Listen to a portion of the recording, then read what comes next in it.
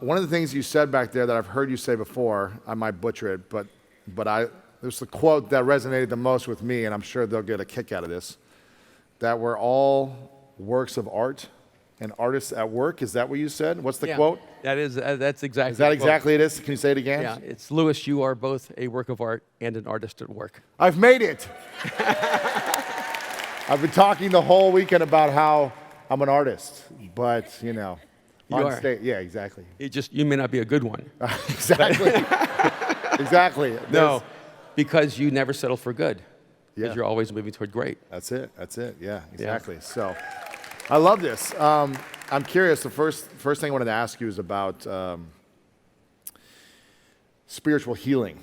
When I first met you, I think it was about 4 years ago, I was going through a challenging time, like I was telling people before.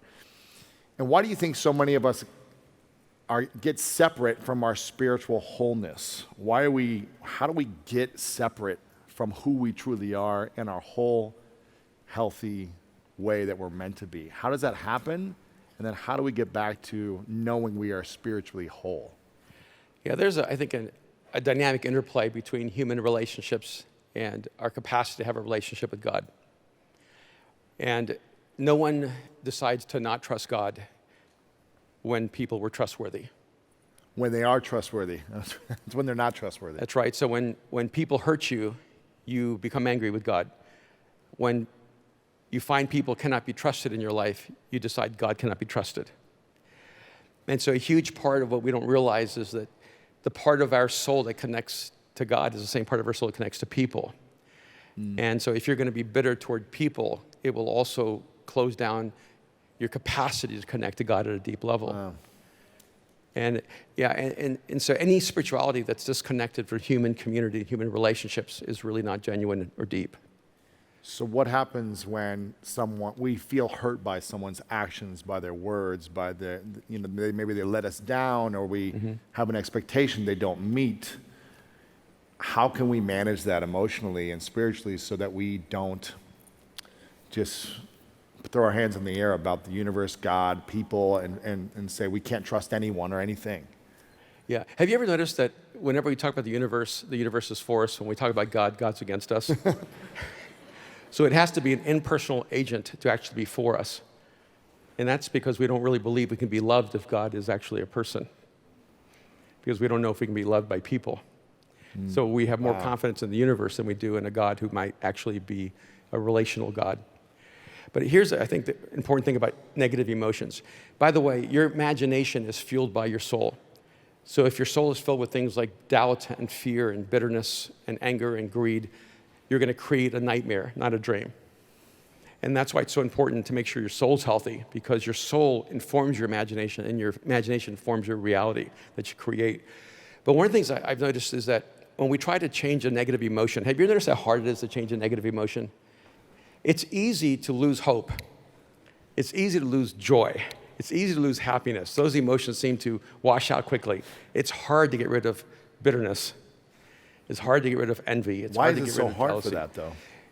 Well, there's a lot of reasons for that, but one of the things I want to just maybe highlight is the fact that emotions cannot exist without a story. The reason we have dreams and nightmares is that our nightmares are our subconscious creating a story for our negative emotions. We have dreams because that's our subconscious creating a positive narrative for our positive emotions. So you will not be able to change an emotion unless you change the story.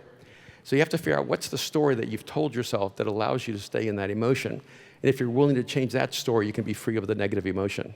Why do we stay stuck to our stories of bitterness and resentment and anger and hurt, and not stuck to stories of how an experience might have served us or supported us in our spiritual growth? Yeah, because bitterness lies to us and tells us its power. If we give up on bitterness, we feel vulnerable again. And so there's this interesting transition. Love makes you vulnerable. There's no way you can ever live in a genuine relationship of intimacy without risking being hurt. And so what bitterness does is it hardens our heart, and it makes us feel as if we have the power to not be hurt. But what it does, it actually eliminates our ability to experience love. And that's why people who are bitter usually say things like, no one loves me, no one cares about me. no, a lot of people love you and a lot of people care about you. You're not capable of experiencing it. And so you think, oh, bitterness is going to lock out all the pain. No, what bitterness does, it locks out all the joy. Wow. It locks out all the love. It locks out everything you long for. And so it's basically a lie that says, I'd rather be powerful in this negative emotion than powerless in a positive emotion. Wow. Yeah. I mean, what's going to happen? Like, if you're bitter, what's going to happen? You're going to get, someone's going to come in and fill you with joy. Right? You're in danger. Like, if you hate, you're in danger of now, like, accidentally falling in love. No, it's the other way around. When you love, now you're in danger of being hurt. Right? You know, when you forgive, now you're in danger of being betrayed. Mm-hmm. And so whenever you choose a positive emotion, you're in more danger because you're carrying the highest emotions in your soul. And when you're carrying the lowest emotions, you feel like you're more powerful because there's nowhere down to go. Right. So, how do you stay in such a positive, high vibrational, emotional state consistently over the last 20, 30, 40 years of your work and your mission of being in service when there is a lot of criticism or hate or frustration or people that let you down along the way? How do you stay in that positive energy? Well, I'll say before I ever came to believe in God, one of the first things I did was I came to believe in beauty. And I was so depressed, and I couldn't go to sleep at night, couldn't get up in the morning, and I was almost non-functional. And I told myself every day, look for something beautiful and identify it. How old were you at this time? 12. Okay. And so I began to have almost a voracious appreciation of beauty. And one time my family and I were hiking. They were way ahead of me. I was way behind. And then I saw this flower just breaking out of these rocks. And I said, hey, everyone, come back. I want you to see something. And they all started laughing. And I said, why are you laughing? They said, we made a bet that you'd make us come back and look at that flower. Wow. and a huge part of it was because for me, beauty became my lifeline outside of my sense of despair. And then, which ironically is what crashed me into Jesus, was the intense beauty of his story. And realizing that that all around me there was beauty and wonder. All around me there's like opportunity, possibility, that it's not about having it, it's about seeing it. Not about having beauty? It's about seeing it. It's already there. Yeah.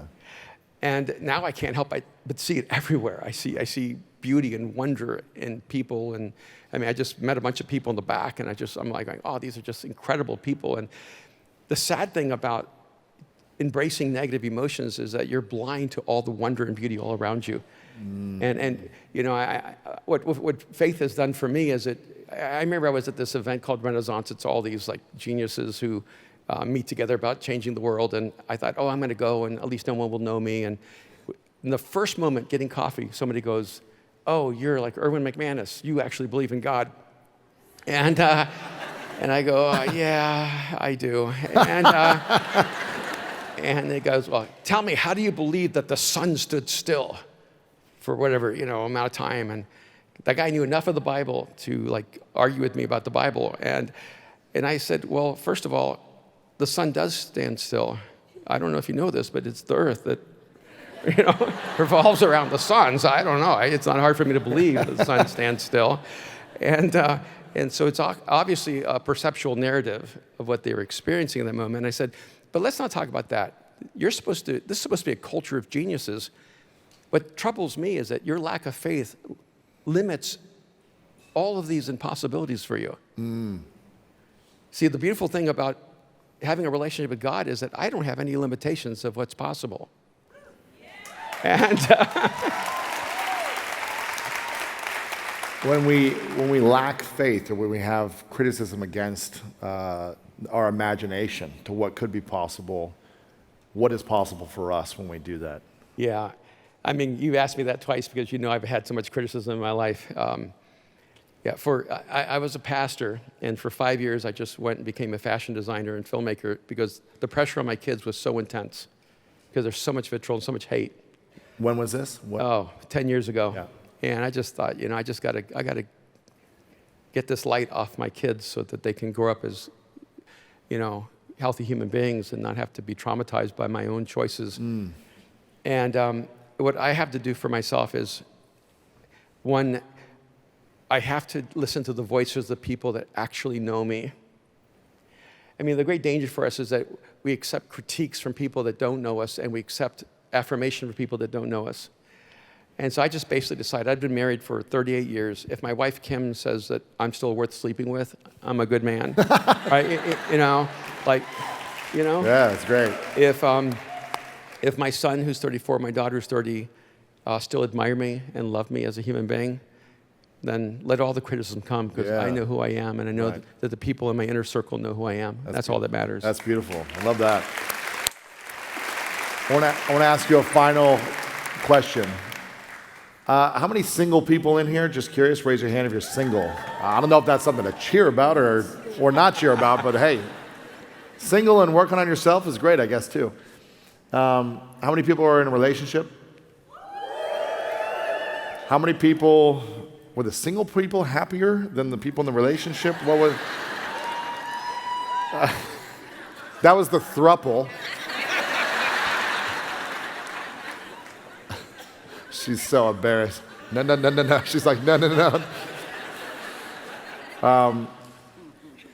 My question is, I think people always want to know about relationships. They're always interested in relationships. And I asked you this question on our last interview. And you're always asking me about relationships. I am, yeah. I'm always curious about how to expand and improve and grow.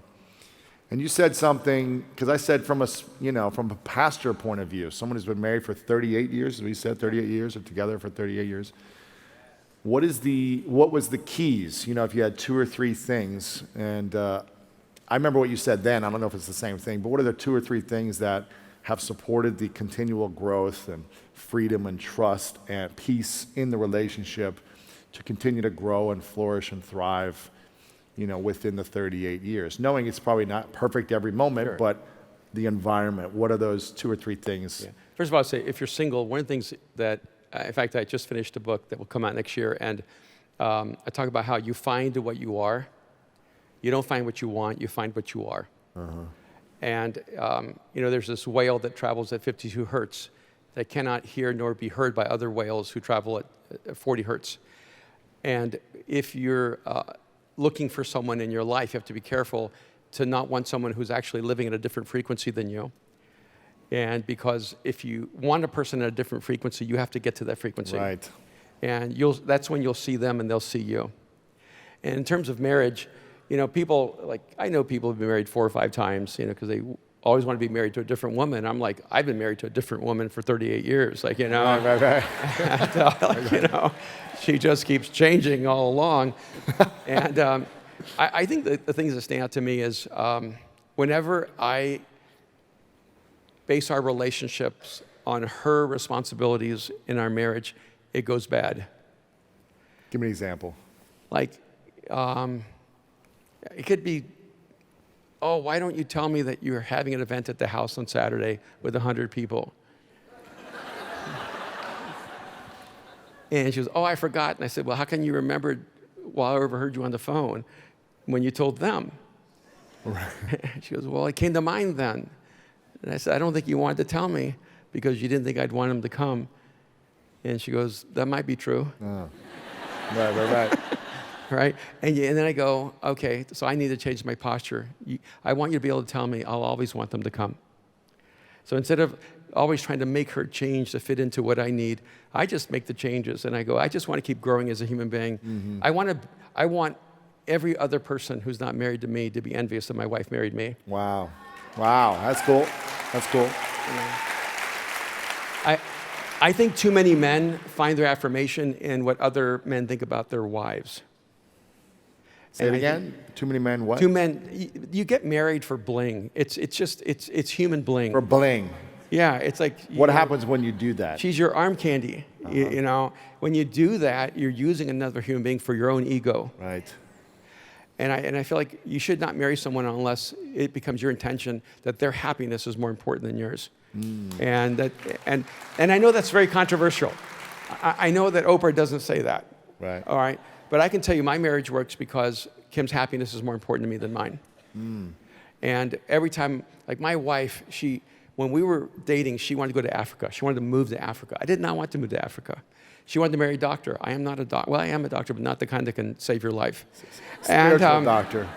And But now she leads a project in Malawi, and she has raised $1 million to build the premier school for the entire nation. And it's pretty awesome. And she goes to Malawi all the time. Every time she comes home, I know I'm going to have to like give a ton of money and raise a bunch of money, but I know this is what gives her a deep sense of fulfillment and joy. And so I decide my happiness is rooted in her happiness there. But I'm not happy because I'm making her happy. I'm happy trying to create an environment where she can find her own happiness. Because I can't be responsible for her happiness. Right. She has to decide to be happy. But I can do everything I can to create an environment where she can live out her dreams. Yeah, that's cool. And she does that for you, I'm assuming, too. Yeah. And it's so cool. I mean, my wife was an orphan. She was abandoned when she was 8 years old in a government project. She lived in a foster home from the age of 8 to 18. She never heard I love you one time. She never owned anything that was hers in her entire life. And I remember when I went to this pastor, I said, I don't know if I should get married. And he goes, no, Kim's the perfect person for you. And I said, why? And he goes, because you're basically a monastic. You would live in poverty all your life just to make a point. And this girl grew up poor, and you will create wealth because it'll bring you joy to give her things she never had. Oh, that's beautiful. And it's true. Every time she takes on a new dream, oh no, I know I got to be more creative. Sure. I got to start a new company. I've got to, and people think, oh, why'd you do that? I go, it's because you're not married to Kim. And there was a time in our life, and I'll just be more concrete, where we had a company, we were doing really well. We were probably giving away at least $500,000 a year. And then I lost my company, and in one day, a partner made a decision, and I lost $6 million in 1 minute and had $1 million of debt, and it was brutal. And I remember my wife came to me about a year later, said, honey, we're not generous anymore. And I said, no, we are generous, we're just poor. And you're confusing. We're just as generous. Our scale is different. Yeah. And so because of her, I just keep, it drives me to change my scale. That's cool. Because I know the more I can create, the more she can give. And then I'm here today. Like, I didn't even tell her I was coming. Because, you're going to Columbus? Yeah, I want to be with Louis. She goes, okay. Cool, yeah. Yeah. Because she loves when I'm living out my life and my intention, and I love when beautiful. she's doing hers, yeah. Well, we appreciate and love you, Erwin. Thank you so much Thank you. for being here. So good to be with you guys. Give it up for Erwin McManus. Give it up. Yeah.